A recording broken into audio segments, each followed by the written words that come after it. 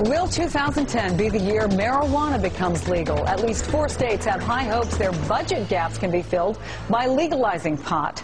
Another 24 are considering marijuana reform measures. Will legalizing the outlawed drug prove an economic boon, or is this just a half-baked idea? Joining me in the studio, Executive Director of the New York-based Drug Policy Alliance, Ethan Nadelman. Thanks very much for being here. Chris, good morning. Do we really think something's going to happen in 2010, or are we just moving the conversation forward? No, it's not happening in 2010. What's happening now is that more and more state legislators are actually introducing serious bills. You're beginning to see serious hearings on the issue. There's going to be ballot initiatives in at least California in 2010 and in others in future years. So this is the year when the discussion about ending marijuana prohibition really gets serious. And we're not talking just about marijuana use for people who need it medically. We're talking about broad use of marijuana. That's right. I mean, already 13 states have legalized marijuana for medical use. It'll probably be legal for medical use in about a dozen more states in the next year or two. And I'd say if you held a vote in every state in the country right now on making marijuana legal for medicine, probably 45 or 46 states would vote yes tomorrow. All right, let's talk about the two issues that are really at play here. One is an economic issue and one is a social issue.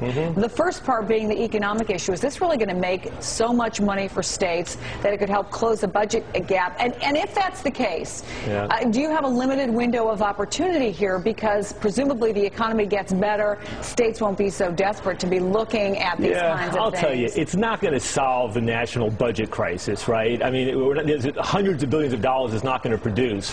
But many people say that marijuana is the #1 or #2 cash crop in America. California state revenue officials estimate that legalizing marijuana would bring in $1.4 billion a year. If you did it nationally, you're talking about $10 billion, $15 billion.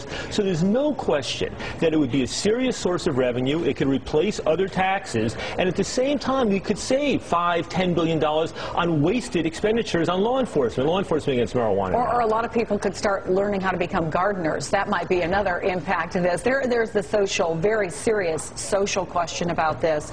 And I've talked in the past to, for example, people who are involved with anti-drinking and driving groups. They think this is a mess. They think it's just a disaster waiting to happen. What about the social concerns? Yeah, no, I think, it's not that legalizing marijuana is a great idea. It's that continuing with enforcement of marijuana prohibition, arresting 800,000 Americans a year, giving tens of millions of Americans a criminal record, firing people from jobs because they smoked a joint over the weekend or last night, even though they're perfect employees, taking away their property, their freedom, their scholarships, their benefits. The hypocrisy of criminalizing a drug that 100 million Americans have used, including the last 3 occupants of the White House. So I'm not saying legalized marijuana is going to solve America's problems. I'm not saying it's the best idea under the sun. I'm saying compared to the current policy of marijuana criminalization and marijuana prohibition, we need a change, and ending marijuana prohibition will do a lot more good than harm. All right, Eric Nadelman, thanks very much. At least we'll be hearing more about it this year. Okay, Chris, thank you very much. Thank you.